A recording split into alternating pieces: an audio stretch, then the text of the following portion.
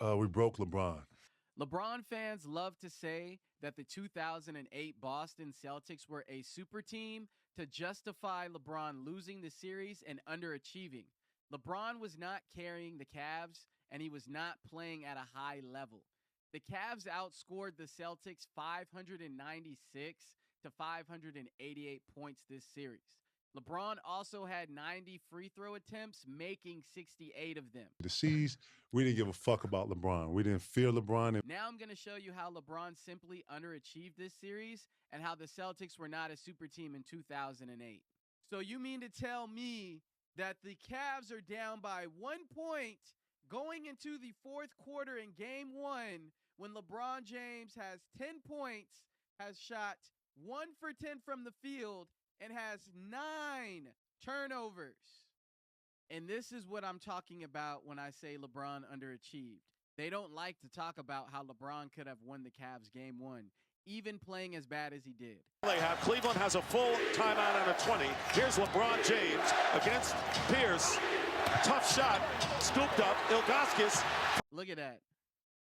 You guys want to say it's a foul? Where is the foul? Please tell me where the foul is. Where is the foul? James going strong. Tip up and in. Ilgauskas. Ilgauskas setting a screen.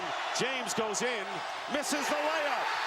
And James fires, misses the three. Celtics are going to win it. Allen scored 0 points game one, guys, but this is a super team. LeBron James game one had 10 turnovers. Went 2 for 18 from the field and went 0 for 6 from the three-point line. The Cavs simply lost game one because LeBron underachieved and didn't show up. So the super team Boston Celtics went to game 7 twice with the 8th-seeded Hawks in the first round and the Cavs, the number 4 seed. Then they played 2 6-game series with the Pistons and the Lakers. So this super team Celtics went 16-10 in the playoffs, guys. But it's a super team. For the first 6 quarters, LeBron James doesn't make a single shot outside of 3 feet, and he doesn't make his first jump shot until game 2 in the third quarter. By that time, the Cavs are already down and blown out. LeBron James, once again, a long night. 3 made shots, 10 missed shots, all from the perimeter, executing the game plan to a T. 5 for 31 in the series so far as he continues to struggle. There's the team with much more energy right now is the Celtics. West able to hold on, kicks it out, open 3. And LeBron James still has not hit a shot out of the paint in this series so far. Celtics followed the blueprint that the Spurs used to beat LeBron in the finals. They were letting LeBron shoot and making sure the paint was held down. 7 points in this game, trying to take the lead. Always look at the racket on a bad shot. I didn't understand that. LeBron James. How quiet it is at the Garden. James pulls back for 3 and still comes up empty. Cavs win game 3, 108-84. Delonte West had 21 points, 7 rebounds. Wally Szczerbiak had 16 points. Joe Smith had 15 points. And Ben Wallace had 9 points. As you see here, the Cavaliers' new addition tonight, the role players performed extremely well. LeBron James didn't have a crazy game. He had 21 points, 5 rebounds, and 8 assists. So he was tied with Delonte West as the team's leading scorer. Almost everybody in the Cavs had double-digit scoring. Ben Wallace missed it by 1 point. So it wasn't like in this win, LeBron James single-handedly carried the Cavs to victory. Game 4, the Cavs' defense in the fourth quarter is what won them the game. The Celtics were comfortable with LeBron shooting the ball. He had 21 points in game 4, and he went 7 for 20 from shooting on the field. And here, we talked about him becoming a jump shooter. You see 5 Celtics back, and they're content with him just taking jump shots. Here it is again. We're going to lock in. We're going to bait him into taking these long jump shots. Again, back up off of 1-4 set, and all of a sudden it's a tough angles to pass at. Again, off the double, we're going to double team him off that, make him into a jump shooter. Celtics. Verjao watching Garnett. 5 to shoot. Now the defense by Garnett. Here comes Pierce working on the mismatch of Delonte West. Rebound by Verjao. A very tough shot. They double Allen. Here's Garnett, only 6 points since the first quarter. Rajon Rondo picked up by Verjao, who now goes back on Gibson, a screen, and that was clogging up the defense by Rondo. Allen from Pierce over West. And the rebound. Foul ball inside. Picked up by Joe Smith. What'd you think, Doug? I tell you, impressive defense, and I'm really impressed with Cleveland. Both these teams struggled so badly offensively. But what ended up happening tonight is Cleveland came up with the big plays when they needed it. And you know, Anderson Varejao and Joe Smith off the bench, what they did as big men in that fourth quarter, and then timely shooting by Daniel Gibson. At this point in the series, going into Game 5, if LeBron had have played up to his standards, the Cavaliers realistically could have been up in the series. This is Game 6. Going into the half, the Cavs are going to have a 9-point lead, and LeBron James shot bad. Boston was supposed to come in and get this thing done, put Cleveland to sleep. Well, we're looking good early. You know, we got a 6-point lead. The Cavs can't shoot straight. LeBron's 2 for 9. He's got 5 turnovers. And then the roof caves in. Once again, a big free throw disparity, playing into something that you, Michael, mentioned a little bit earlier on the show. Automatic part of the travesty. And it doesn't add up that Cleveland could be up 9. As much as they were outplayed throughout the first quarter and the first 4 or 5 minutes of the second quarter, here they are up 9. They're in control of this game, once again, the home team. LeBron James came into this game shooting 31%, John, for the series. He should be hanging a help wanted sign on his back. The Cavs held the NBA champion Boston Celtics to 69 points. That was the lowest amount of points that the Celtics scored that entire playoffs during this championship run. But LeBron was playing with a bunch of nobodies. Pierce is back on James with Posey on the bench now. Shot clock down to 7. James to Pavlovich, into Wallace, back to James, a 3. Won't go, pitch finals. Pierce, House. Brown the jump shot, puts it in. About Rondo back in the ball game along with Posey, defensive purposes. You need a stop. James, they get out of his hands. Delonte West, no good. Rebound, fought for, scrambled for. And Posey trying to get a head start. Ilgauskas on the second tip. Pierce comes up with it and calls timeout. Yeah, but that's a mistake on James's part.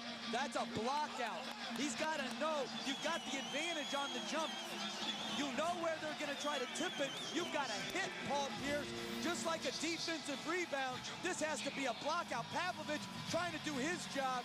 Pierce, good strength. That's just a flat-out mistake.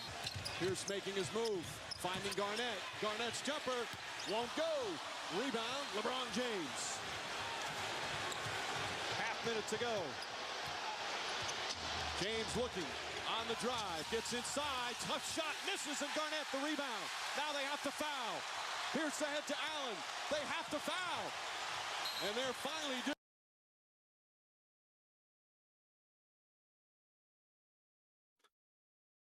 Also, didn't have anybody score 20 points per game, but they're a super team. So if we're going to call this Boston Celtics team in 2008 a super team, should we call the 2004 Detroit Pistons a super team? Looking at it, the numbers are very similar. They also didn't have any 20 points per game scorer. LeBron James went to the finals in 2007. He went farther in the playoffs than Kevin Garnett went to the conference finals 1 time in his career before he got to Boston. He missed the playoffs 3 years in a row before that as well. Paul Pierce had went to the conference finals 1 time in his career before the 07 championship, missing the playoffs 2 previous years in a row before they got together. Ray Allen had went to the conference finals 1 time in his NBA career before going to Boston in 07, missing the playoffs the 2 previous years before they got together. So tell me what is so super about this team when these guys couldn't even make the playoffs multiple years in a row. I just want to give you guys some context here. So the Cavs had plus 600 odds to win, and the Boston Celtics had plus 1,000 odds to win the finals. Now, if you look at their games, they both had the over-under of 49.5. Now, if you guys want to say super team, these are the preseason odds when the big 3 Heat form. The Heat have plus 175 to win the finals in 2010-2011, with a over-under of 64.5 wins. But we just saw what Boston's odds were when the Big Three formed, and you guys want to call that a super team. KD joins the Warriors, guys. The Golden State Warriors have a negative 128 preseason odds with a over-under of 66.5 wins. Let's talk about it. Taking a look at the 2008 Boston Celtics, they ranked 10th in offensive rating. This is what ESPN analysts predicted the Boston Celtics Big Three when they came together. J.A. Adandi. None of the Big Three has played in the NBA Finals yet. They'll need at least a year together before they're ready to take that step. Rajon Rondo will matter less, but play better than people expect. Greg Anthony, third in the East. A much improved defensive team with the firepower of KG's best Wolves team. But playing in the weaker East, Posey's perimeter D is key. House's role will be important, as will Rondo's development. John Barry, expectations are NBA Finals or bust. But I don't think they have the team to win it all. With Ray Allen and KG, this will be the team to beat in the East. Big questions. Point guard and bench. Chris Broussard. The Big Three will be awesome, as Garnett will battle LeBron for MVP honors. James Posey and Eddie House will bolster the bench, but Boston's lack of depth in the front court is a major concern. Kendrick Perkins has to stay out of foul trouble, and Leon Poole has to become a reliable bruiser. Rich Boucher. The Kool-Aid Man remains untouched in this corner. Playoff team, yes. Title contender, Everybody has evidently forgot how much depth and transformation divide the haves and have-nots in the postseason. They're about to be reminded. Sad Ford. The C's will not only be successful, they'll be really fun to watch. If KG, Ray Allen, and Paul Pierce all stay healthy, they'll be playing and possibly beating the Detroit Pistons in the conference finals. But if one or more of that trio goes down, it will get ugly. Jamil Hill. Love the Big Three, but I'm not convinced the Celts will win the East the first time out with their new toys. Can't overlook the thin bench or that it will take time for the trio to blend. John Hollinger. Despite my doubts as to whether the new trio of Allen, Pierce, and Garnett has enough help to have a realistic shot at winning the East, they should win the division easily and cruise into the second round of the playoffs. Chris Sheridan. What'll matter in Beantown is how the new Big Three perform over the final 41 games, not the first 41 when they're making adjustments.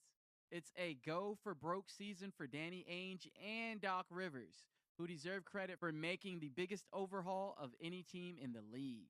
Mark Stein. You'll keep saying Boston doesn't have nearly enough around its new Big Three to go far. And I'll keep responding by saying this isn't 1987 in today's East. You can get to the finals without a Bill Walton or Scott Wedman off the bench. Rajon Rondo. Would-be college senior shoots worse than some real high school seniors. Ray Allen. Surgery to remove bone spurs in spring, walking on air in fall. Paul Pierce. After years of being the man, can he be just a man among men? Kevin Garnett. Does big ticket plus big dig equal 17th big green banner? Kendrick Perkins. He'll be Beantown's favorite garbage man if he gets 9 and 9.